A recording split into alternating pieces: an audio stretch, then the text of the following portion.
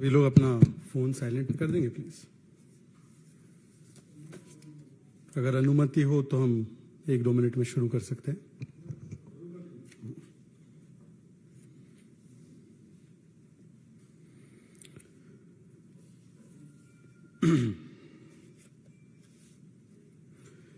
मित्रों, राजस्थान की राजनीति में इस लाल डायरी के बारे में तो सबको पता ही है।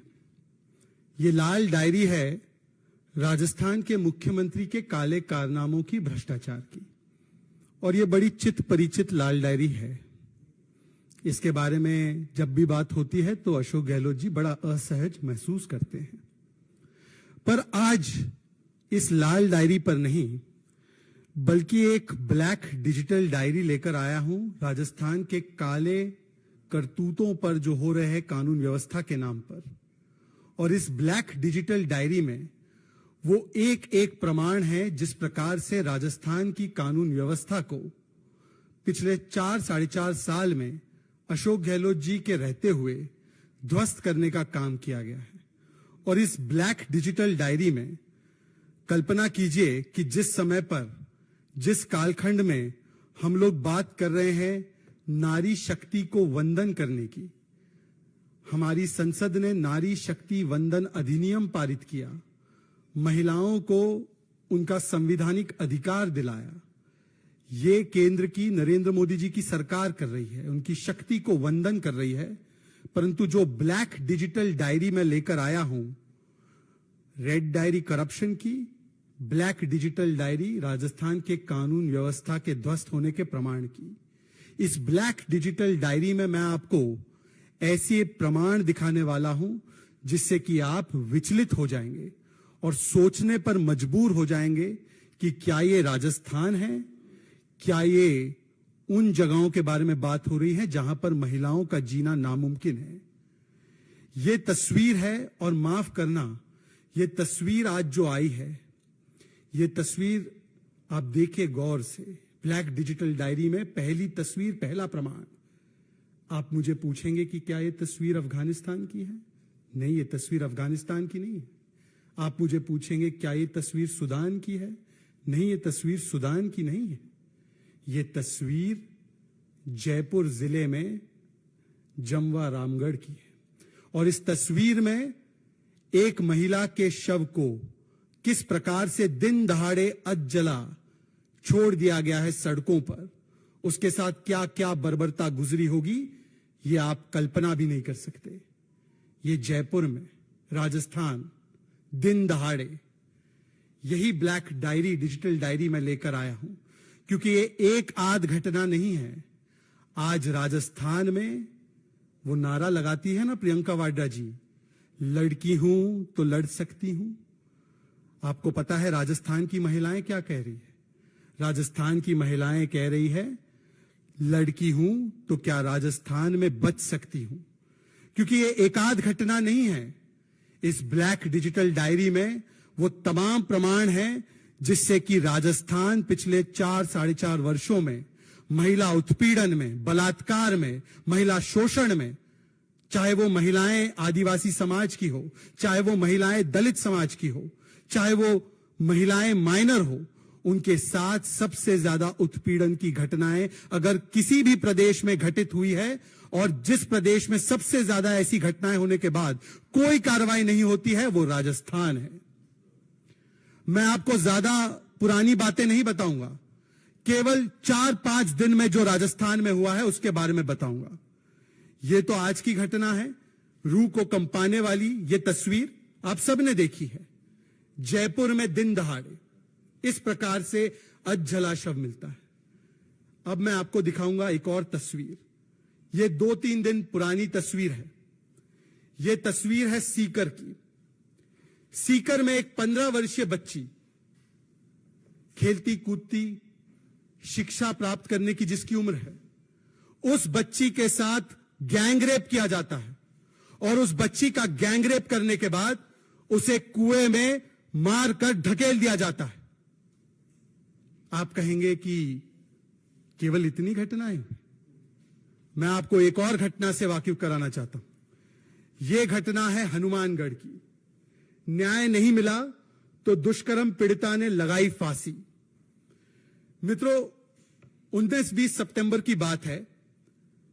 एक रेप पीड़िता, जिसका मैं आपको बयान भी अभी सुनाऊंगा, वो रेप पीड़िता के साथ रेप जब हुआ, वो पुलिस को अप्रोच करती है, राजस्थान पुलिस में शिकायत दर्ज करवाती है, 164 में अपना स्टेटमेंट दर्ज करवाती है और कहती है मेरे साथ ये जुल्म हुआ। और राजस्थान की पुलिस, जाहिर सी बात है, जब राजस्थान के मुखिया ही बलात्कारियों को बचाने के लिए सारे हथकंडे करते हो, तो राजस्थान की पुलिस उनकी शिकायत को अनसुना अनदेखा करती है। वो महिला मजबूरन जाकर एसपी ऑफिस के सामने धरना देती है। फिर भी राजस्थान शासन प्रशासन के कान पर जू तक नहीं रेंगती और फिर हताश होकर, निराश होकर, जिस प्रकार से उस महिला को अपमानित किया जाता है, अपराधियों को बचाया जाता है, वो महिला मजबूरन अपनी जान लेने पर विवश हो जाती है। यह घटना घटी जिस दिन पर हम केंद्र में नारी शक्ति वंदन अधिनियम पारित कर रहे थे। एक तरफ तो पूरा देश नारी शक्ति को वंदन करता है, प्रधानमंत्री नरेंद्र मोदी जी महिलाओं को उनका संवैधानिक अधिकार सुनिश्चित कराते हैं, और राजस्थान में जो बुनियादी अधिकार है महिला का कि यदि उसके साथ इस प्रकार की घटना हो, दुष्कर्म का वो शिकार बने, वो पुलिस के पास जाती है, परंतु पुलिस उसे क्या कहती है, मैं आपको सुनाना चाहता हूं और बताना चाहता हूं कि किस प्रकार से राजस्थान की पुलिस ने उसके साथ व्यवहार किया। यह स्थिति बन चुकी है। सुनिए उनकी बात। मैंने 5 अगस्त को एफआईआर करवाई थी महिला थाने में और बयान भी मेरे हो गए हैं और आरोपी को अभी तक गिरफ्तार नहीं कर रहे हैं। मैं एसपी ऑफिस भी गई थी, वहां पे एप्लीकेशन दी है मैंने, एसपी की तरफ से भी कोई सुनवाई नहीं हो रही है। और फिर मैं दोबारा महिला थाने गई थी, मेरी एप्लीकेशन मेरे मुंह के सामने फाड़ के डस्टबिन में डाल दी है और मुझे ऐसे कह रहे हैं कि मुझे तूने लिए थे, हमने नहीं लिए थे, तुम चाहती हो कि 5 दिन में कार्रवाई हो, तो ऐसा नहीं हो सकता। राजस्थान की अशोक गहलोत जी की पुलिस एक रेप पीड़िता से इस प्रकार से व्यवहार करती है, और यह महिला आज हमारे बीच में नहीं है। यह महिला हमारे बीच में नहीं है आज। इन्होंने आत्महत्या कर दी। सीकर में 15 वर्षीय बच्ची को कुएं में डाल दिया गया। जयपुर में आज जला शव मिल रहा है। भीलवाड़ा की घटना याद होगी आपको। यह भीलवाड़ा में यह भट्टी जिसमें कोयले को जलाया जाता है, उसमें एक आदिवासी बच्ची के साथ बर्बरता करके, टुकड़े टुकड़े उसके करके उसको जला दिया गया। यह भीलवाड़ा की घटना, और केवल भीलवाड़ा की नहीं, करौली में यह तस्वीर भी शायद आपको याद होगी। एक और ऐसी घटना रूह कंपाने वाली, जिसमें कि करौली में एक दलित महिला को, 19 वर्षीय बच्ची, उसके साथ बर्बरता करके, उस पर तेजाब डालकर, उसे मारकर कुएं में ढकेल दिया जाता है। यह सारी घटनाएं हो रही है राजस्थान में, और राजस्थान के मुख्यमंत्री क्या कहते हैं, ज्यादातर बलात्कार के मामले फेक है। यह मैं अपने मनगढ़ंत बयान नहीं सुना रहा हूं, यह देखिए रिपोर्ट हुआ बयान है। ज्यादातर मामले राजस्थान के मुख्यमंत्री बताते हैं फेक है रेप केसेस। यदि मुख्यमंत्री का ऐसा स्टैंड होगा, यदि कैबिनेट मंत्री शांति धारीवाल कहेंगे कि मर्दों का प्रदेश है, बलात्कार होना लाजमी है, तो राजस्थान की पुलिस क्या न्याय सुनिश्चित करेगी महिलाओं के लिए? क्या दिन दहाड़े जो जयपुर में घटना घटी है वो नहीं घटेगी? आज राजस्थान नंबर 1 हो चुका है। जो सबसे असुरक्षित जिले हैं महिलाओं के लिए देश भर में, 10 में से 8 जिले राजस्थान में है। यह भी एक मीडिया की न्यूज रिपोर्ट में छपा हुआ है। यह इसीलिए मैं आज ये ब्लैक डिजिटल डायरी लाया हूं। रेड डायरी को तो नकारते रहते हैं अशोक गहलोत जी, अब ये ब्लैक डिजिटल डायरी को कैसे निकालेंगे? किस प्रकार से आप आज बात करते हैं कांग्रेस पार्टी के लोग महिला सुरक्षा, महिला सशक्तिकरण को लेकर, बड़े बड़े दावे करते हैं। आए दिन उनके प्रवक्ता और नेता महिला के मुद्दों को लेकर अलग अलग जगहों पर वल्चर पॉलिटिक्स करते हैं। उठाइए, देश में किसी भी महिला के साथ कोई भी घटना हो, उठाना चाहिए, उस पर बात रखनी चाहिए, परंतु जो घटनाएं मैंने बताई है उस पर एक भी ट्वीट, एक भी वक्तव्य, एक भी बयान राहुल गांधी और प्रियंका वाड्रा का या इंडी गठबंधन के किसी भी व्यक्ति का या कांग्रेस के बड़े से बड़े चीखने चिल्लाने वाले प्रवक्ताओं का जो आगे जाकर अब पीसीबी करेंगे, क्या उन्होंने दिया है? हनुमानगढ़ पर जहां पर सुसाइड करने पर विवश हो गई पीड़िता, क्या बयान दिया कांग्रेस पार्टी ने? सीकर में बच्ची के साथ जो कृत्य हुआ, उसकी जान ले ली गई, क्या बयान दिया कांग्रेस पार्टी ने? भीलवाड़ा में, करौली में, प्रतापगढ़ में जहां पर निर्वस्त्र किया गया महिला को, क्या बयान दिया कांग्रेस पार्टी ने, इंडी गठबंधन ने? यह चयनात्मक आक्रोश क्यों? यह सिलेक्टिव आउटरीच क्यों? क्या महिलाओं को प्रदेश की सीमाओं में बांटा जाएगा या हर महिला की चिंता को, हर महिला की सुरक्षा को प्रमुखता देते हुए उसके विषय में बात रखी जाएगी? बताइए राहुल गांधी जी। और उल्टा जब राजस्थान में वहां के मंत्री राजेंद्र गुड़ा जब महिला सुरक्षा को लेकर विधानसभा में बोलना चाहते हैं, तब उनको तुरंत अगले दिन बर्खास्त कर दिया जाता है। जब उन्हीं की विधायक दिव्या मदेरणा, यह दिव्या मदेरणा का बयान है, आपको याद होगा उन्होंने कहा था कि मैं खुद असुरक्षित हूं, बाकी महिलाओं का क्या। दिव्या मदेरणा ने कहा कि राजस्थान की पुलिस ने महेश जोशी, जिसके बेटे पर रेप के संगीन आरोप लगे थे, उस पर एफआईआर नहीं की। दिव्या मदेरणा ने कहा, उसको चुप करा दिया गया। जोहारी लाल मीणा एक और उनके विधायक है, उनके बेटे के ऊपर एक छोटी सी बच्ची का बलात्कार करने का आरोप है और उस पर कोई कार्रवाई राजस्थान की पुलिस ने नहीं की। पॉक्सो कोर्ट ने आदेश दिए कि उनके ऊपर कार्रवाई हो, फिर भी राजस्थान की पुलिस ने, जैसे वो हमेशा करती है, अपराधी बचाओ और बलात्कारी बचाओ किया। एक तरफ देश में बेटी बचाओ चलता है और दूसरी तरफ राजस्थान में बलात्कारी बचाओ, अपराधी बचाओ और किसी प्रकार से सत्ता बचाओ। आज मैं सवाल पूछना चाहता हूं, और यह घटना आज जो हमने देखी है जयपुर की, हूबहू इसी प्रकार की घटना सोचिए। एक तरफ भूमि मां पद्मावत की और एक तरफ भूमि मां दुर्गा की। मां दुर्गा की भूमि से भी इसी प्रकार की तस्वीर सामने आई। यह तस्वीर है नॉर्थ 24 परगना की, जहां पर एक महिला को किस प्रकार से उसके साथ बर्बरता हुई होगी, उसके हाथ पैर एक प्रकार से बांध के, उसके शरीर पर गंभीर चोटें करके और उसके चेहरे को जला दिया जाता है ताकि उसकी शिनाख्त ना हो पाए, ताकि उसे पहचाना ना जा सके। सोचे किस प्रकार से ये घटनाएं हो रही है। बंगाल वो प्रदेश जिसको कहते हैं मां माटी मानुष, टीएमसी की सरकार आज वहां पर मां माटी मानुष नहीं, जैसे मीनाक्षी लेखी जी ने अभी कुछ देर पहले बताया था, वहां पर बम, बुलेट और बेटी के साथ अन्याय की भूमि बन चुकी है। और यह होना ही है जब वहां पर टीएमसी अर्थात तालिबानी माइंडसेट एंड कल्चर की सरकार चल रही है।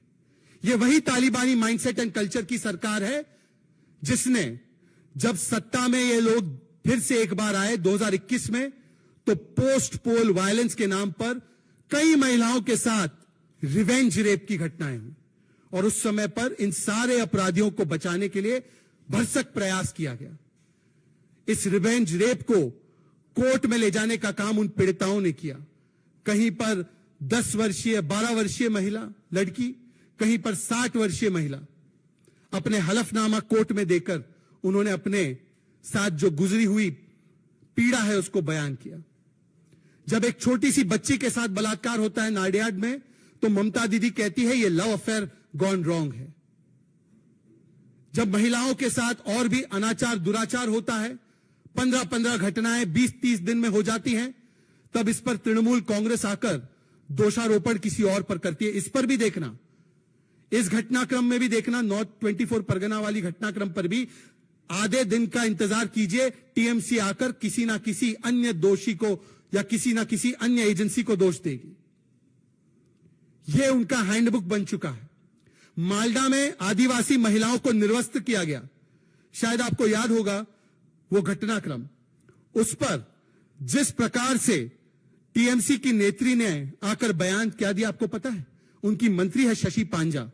सुनिए उनका बयान। कपड़े निकल गए, जितना भी निकला है उसको ये राजनीतिक चश्मा से क्यों देख रहे हैं? मालडा में महिलाएं निर्वस्त्र होती है और उनकी मंत्री आकर उस समय पर कहती है ये कपड़े निकल गए, जितने निकले इसको राजनीतिक चश्मे से क्यों देखना है। कहने का मकसद यह है कि जब मां पद्मावत की जमीन राजस्थान से मां दुर्गा की जमीन पश्चिम बंगाल तक एक के बाद एक रूह कंपाने वाली महिलाओं के खिलाफ उत्पीड़न की, शोषण की, दुराचार की ये घटनाएं लगातार सामने आ रही है, तब राहुल गांधी, प्रियंका वाड्रा, स्वाति मालीवाल, इंडी गठबंधन के सारे नेता ये कहां चले जाते। मुझे बताया जा रहा है कुछ देर बाद इनकी प्रेस कॉन्फ्रेंसेस है अलग अलग विषयों पर। क्या इस पर वो जवाब देंगे या रेप जैसे मुद्दे को भी, महिला सुरक्षा जैसे मुद्दे को भी, महिला उत्पीड़न जैसे मुद्दे को भी केवल वल्चर पॉलिटिक्स और राजनीति का हथियार बनाना है। इसलिए कुछ जगहों पर तो चीख चीख कर बोलना है, विजिट करनी है, राजनीति करनी है, और कुछ जगहों पर पूर्ण तरीके से खामोश रह जाना है। यह चयनात्मक आक्रोश आज बहुत कुछ कहता है, यह चयनात्मक चुप्पी बहुत कुछ कहती है। बहुत बहुत धन्यवाद। अगर किसी के सवाल होंगे इस विषय को लेकर तो कृपया रखिए।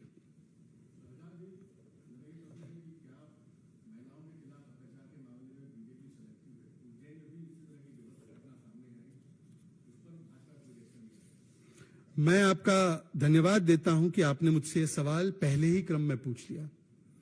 उज्जैन में हमारे मुख्यमंत्री शिवराज सिंह चौहान जी ने न केवल सख्त बयान दिया, न केवल इस पूरे घटनाक्रम का खंडन किया, परंतु आज अभी मैं जो सबसे ताजा रिपोर्ट देखकर आ रहा हूं तो मुख्य आरोपी भी गिरफ्तार हो चुका है, और इसके अलावा अगर कुल मिलाए तो 4 या 5 आरोपी इनको चिन्हित करके तुरंत पकड़ा भी गया है, और सख्ती से, सबसे ज्यादा सख्ती से कार्रवाई होगी ये कहा भी गया है। परंतु मैं पूछना चाहता हूं, जब अशोक गहलोत जी से राजेंद्र गुड़ा सवाल करते हैं कि राजस्थान की महिलाओं का क्या, तो उनको मंत्री पद से हटा दिया जाता है। जब अशोक गहलोत जी से आप जैसे मीडिया कर्मचारी पूछने जाते हैं कि महिलाओं के साथ ये उत्पीड़न हो रहा है राजस्थान में, तो वो कहते हैं ज्यादातर बलात्कार के मामले फेक है। जब आप अशोक गहलोत जी से पूछने जाते हैं कि शांति धारीवाल कहते हैं रेप होना लाजमी है, जायज है क्योंकि मर्दों का प्रदेश है, तो अशोक गहलोत जी कुछ नहीं बोल पाते, उनको मंत्री बनाए रखते हैं और राजेंद्र गुड़ा को तो हटा देते हैं। आज मेरा सवाल है इस मंच से, क्या राहुल गांधी और प्रियंका वाड्रा, लड़की हूं लड़ सकती हूं के बड़े बड़े दावे करती हैं, क्या आज वो जाकर राजस्थान के मुख्यमंत्री से सवाल पूछेंगे, उनका इस्तीफा लेंगे? और बाकी सब छोड़ दीजिए, आज एक और घटना हुई। मध्य प्रदेश की एक कांग्रेस की विधायक है, आपने क्योंकि मध्य प्रदेश का जिक्र किया है, मध्य प्रदेश की कांग्रेस की विधायक नेता कल्पना वर्मा, उन्होंने अपने ही पार्टी के नेता पर दिन दहाड़े उनके साथ अभद्रता करने का आरोप लगाया है। सुनिए।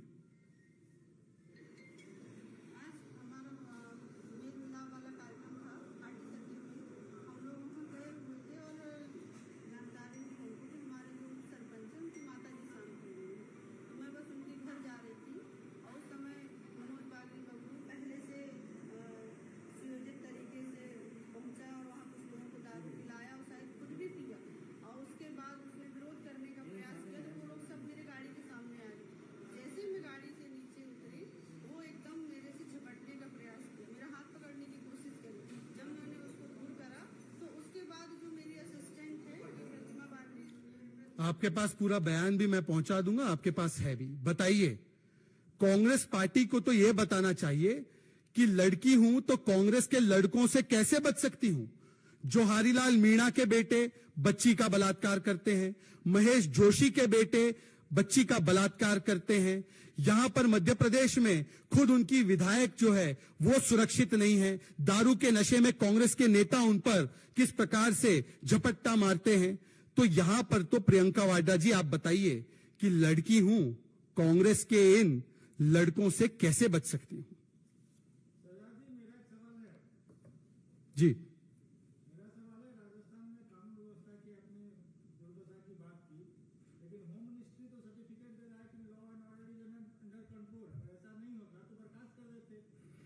यदि ऐसा है कि अगर आपको लगता है कि जिस प्रदेश में दिन दहाड़े पुलिस की सुरक्षा मांगने के बावजूद पुलिस एक व्यक्ति को सुरक्षा ना दे और सरेआम उसका गला काटा जाए, जैसे हम देखते हैं कि कई जगहों पर जहां आईसिस प्रचलन में है, जहां पर आईसिस का बड़ा दबाव है, वहां पर इस प्रकार की तस्वीरें आप देखते हैं। परंतु इस प्रकार का दृश्य अगर राजस्थान में दिन दहाड़े होता है और यदि आपका ये निष्कर्ष है कि वहां पर कानून व्यवस्था ठीक ठाक है, तो मुझे लगता है कि कम से कम वो सचिन पायलट को और राजेंद्र गुड़ा जैसे जो लोग उनके साथ रहे हैं उनको कम से कम कन्विंस कर दे कि वहां पर कानून व्यवस्था ठीक ठाक है।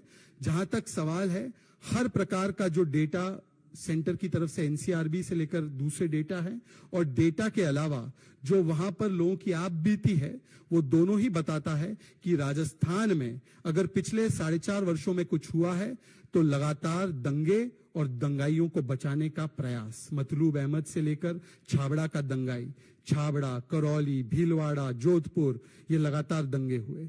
वहां पर लगातार बलात्कार और महिलाओं के साथ शोषण और फिर ऐसे आरोपियों को बचाने का हथकंडा और किसी ना किसी प्रकार से अपराधी बचाओ ना कि बेटी बचाओ। देखिए ऐसा है, ऐसी सरकारों को बर्खास्त करने के लिए हर 5 साल में जनता को मौका मिलता है और अगली बार जनता उन्हें वहां के राजनीतिक पटल से इस प्रकार से बर्खास्त करने वाली है कि अब अशोक गहलोत जी आए दिन संवैधानिक पदों पर भी सवाल उठाने लगे हैं। ये उनकी एक प्रकार से पॉलिटिकल हताशा भी नजर आ रही है।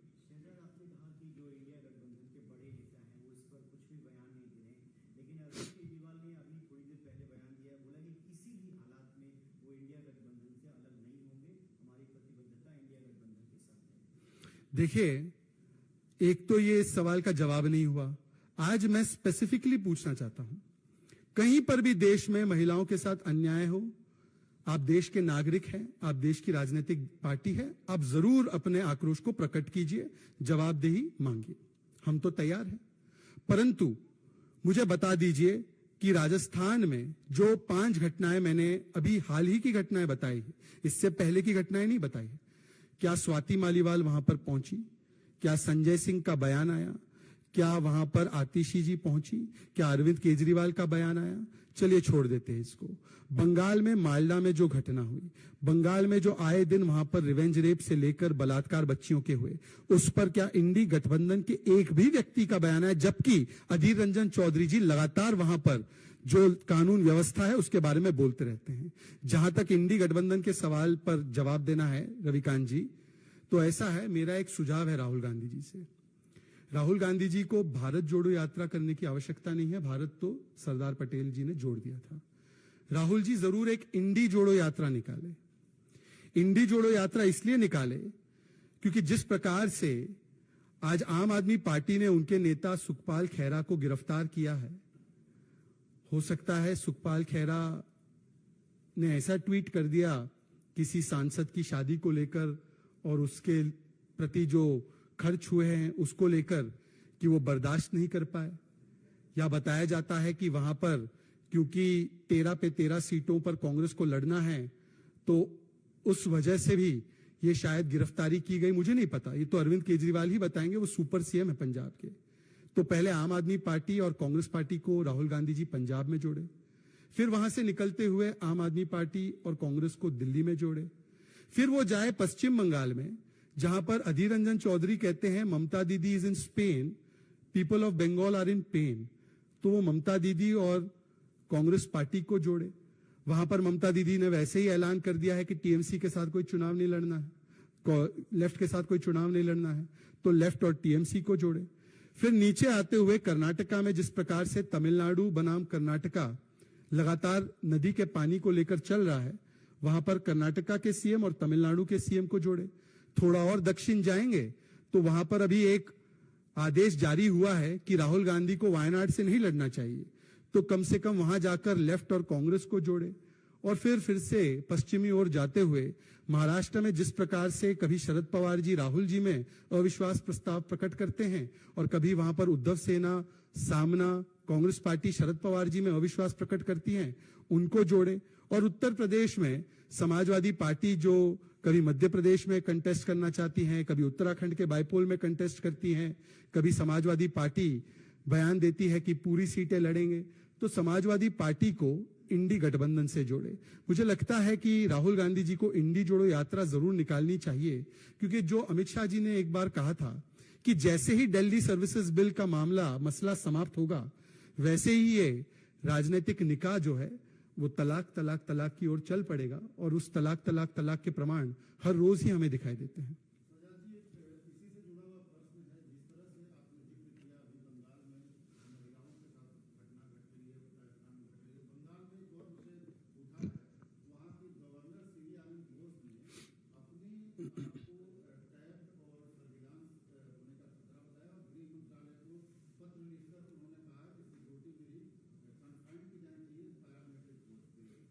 देखिए, ये विषय मेरे संज्ञान में नहीं है, मैं आप ही के माध्यम से इस विषय पर मुझे जानकारी मिली है, परंतु जो पुराना इतिहास देखेंगे, पश्चिम बंगाल की सरकार ने कभी भी संविधान का और संवैधानिक पदों पर बैठे हुए व्यक्तियों का सम्मान ठीक से किया हो, मुझे याद नहीं आता।